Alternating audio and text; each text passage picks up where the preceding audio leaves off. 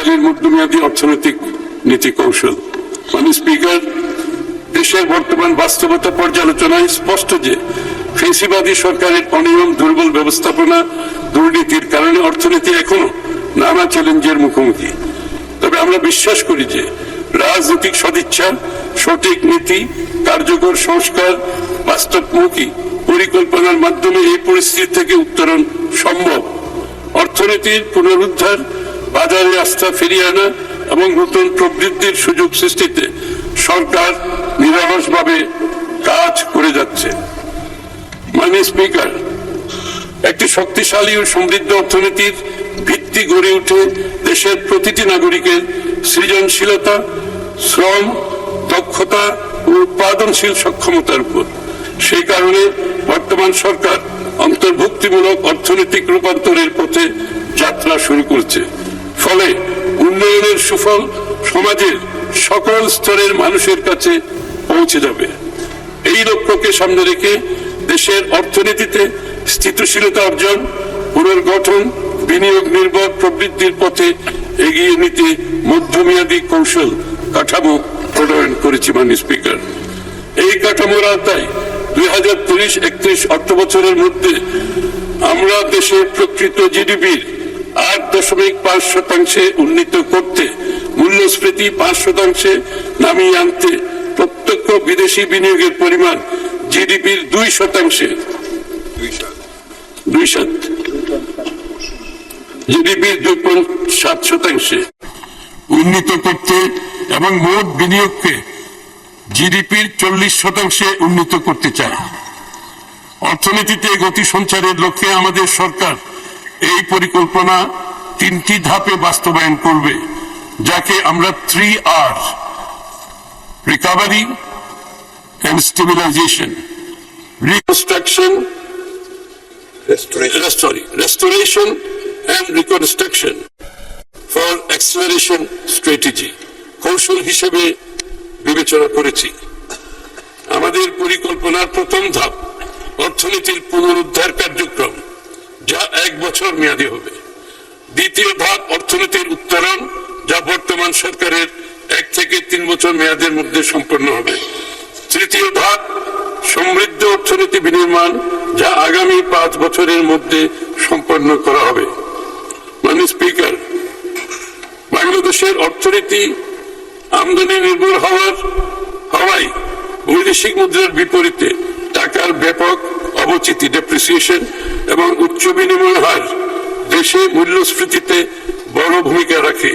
এই জন্য একটি স্থিতিশীল মুদ্রা বিনিময় ব্যবস্থা বজায় রাখতে বৈদেশিক মুদ্রার রিজার্ভ শক্তিশালীকরণে জোর দেওয়া হচ্ছে।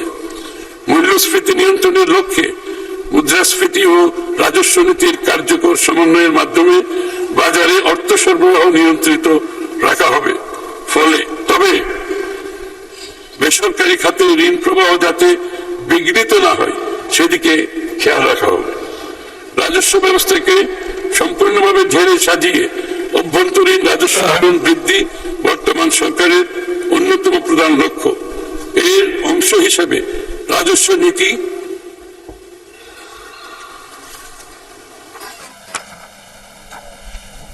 রাজস্ব ব্যবস্থাপনাকে আলাদা করার উদ্যোগ নেওয়া হয়েছে।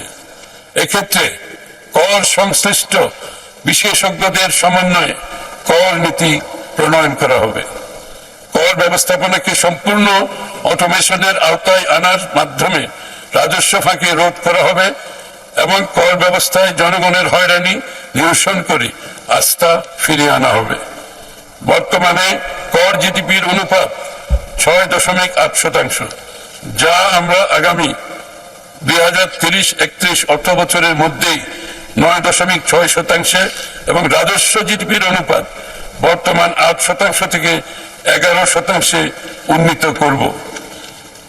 ফ্যাসিবাদী সরকারের সময়ে দুর্নীতি ও সংশ্লিষ্ট অপরিকল্পিত প্রকল্প গ্রহণ এবং তার অর্থায়নের জন্য বিপুল পরিমাণে ঋণ গ্রহণ করাই আমাদের ডেট সাস্টেইনেবিলিটি ঝুঁকির মুখে পড়েছে। আমরা বর্তমান মধ্যম মানের ঝুঁকি থেকে নিম্ন ঝুঁকির ঋণ মানে ফিরে আসতে চাই। তাই আমরা রাজস্ব বৃদ্ধির মাধ্যমে বাজেট ঘাটতি একটি সহনীয় পর্যায়ে রেখে ঋণ ব্যবস্থাপনায় শৃঙ্খলা ফিরিয়ে আনতে চাই। আমরা বিশ্বাস করি অতীতের স্বনির্ভর অতীতের ঋণ নির্ভর আমরা বিশ্বাস করি অতীতের ঋণ নির্ভর প্রবৃদ্ধির ধারা থেকে বেরিয়ে এসে উৎপাদন, কর্মসংস্থান ও বেসরকারি বিনিয়োগ কেন্দ্রিক অর্থনীতি গড়ে তোলার সময় এসেছে। তাই টেকসই অর্থনৈতিক অগ্রগতির জন্য ঋণ নির্ভরতা কমিয়ে বিনিয়োগ বাড়ানোর নীতি কৌশল গ্রহণ করা হচ্ছে। মাননীয় স্পিকার, অর্থনীতির পুনরুদ্ধার ও বিনিয়োগ প্রবাহ সচল রাখতে সরকারের মধ্যমেয়াদী কৌশলের অন্যতম প্রধান অগ্রাধিকার হচ্ছে ব্যাংক ও আর্থিক খাতে শৃঙ্খলা আনয়নের মাধ্যমে এই খাতের প্রতি আস্থা পুনঃপ্রতিষ্ঠা। এই লক্ষ্যে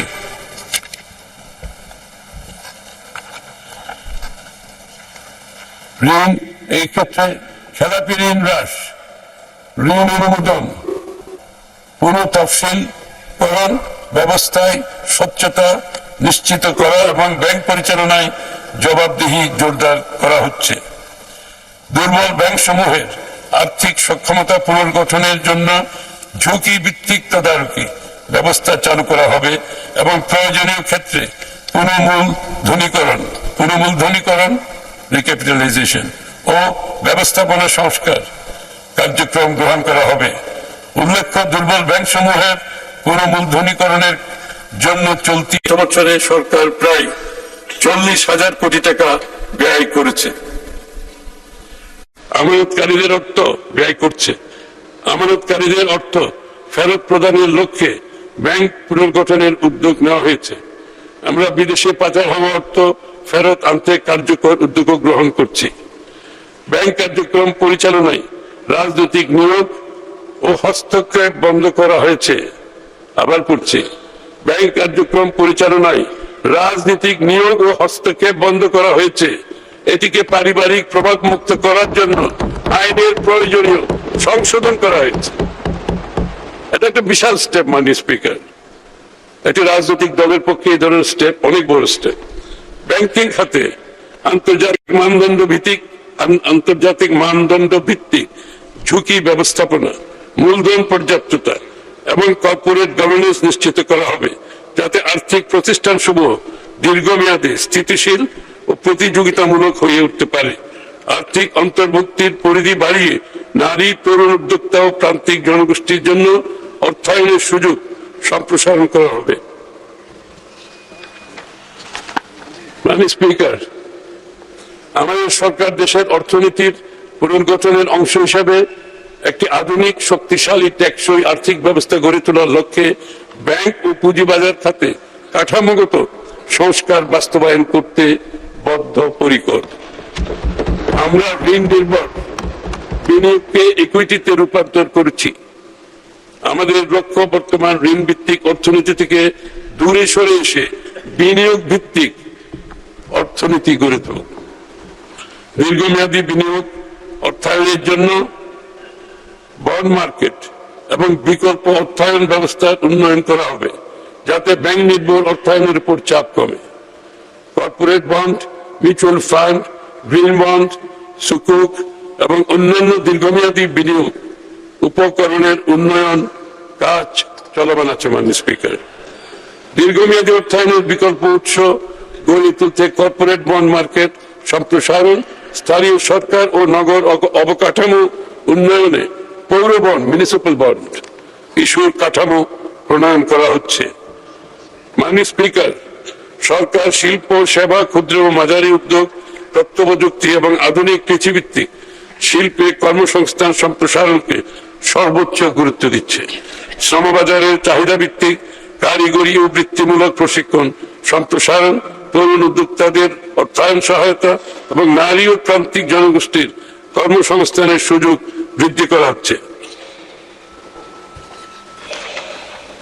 মেধাভিত্তিক বাংলাদেশ বিনির্মাণের লক্ষ্যে সকল ধরনের নিয়ম, বদলি ও পদোন্নতিতে মেধা, সততা, দক্ষতা, অভিজ্ঞতা, প্রশিক্ষণ, যোগ্যতাই প্রধান মাপকাঠি হিসেবে বিবেচনা করা হবে। সরকারি কর্মচারীরা বিগত প্রায় 11 বছর যাবৎ একই বেতন কাঠামোতে বেতন ভাতা পাচ্ছেন। ইতিমধ্যে মূল্যস্ফীতিজনিত কারণে জীবনযাত্রার ব্যয় অনেক বৃদ্ধি পেয়েছে। আমরা সরকারি কর্মচারীদের জন্য নতুন বেতন কাঠামো আগামী 1 জুলাই 2026 হতে ধাপে ধাপে বাস্তবায়ন করার ঘোষণা দিচ্ছে মাননীয় স্পিকার। দেশের বিভিন্ন অঞ্চলের মধ্যে অর্থনৈতিক সামাজিক অবকাঠামোগত বৈষম্য কমিয়ে সমতা ভিত্তিক সুষম উন্নয়নে বহুমুখী পরিকল্পনা বাস্তবায়ন করা হচ্ছে।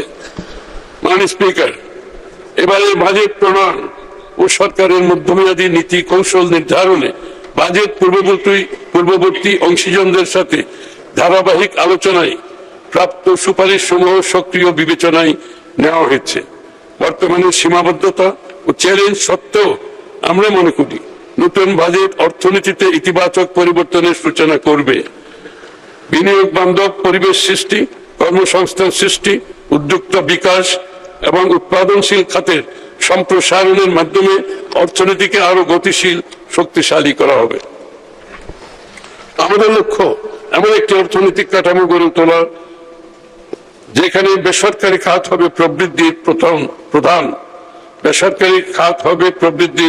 প্রধান চালিকা শক্তি এবং তরুণ ও নারীদের জন্য সৃষ্টি হবে নতুন সম্ভাবনার ক্ষেত্র।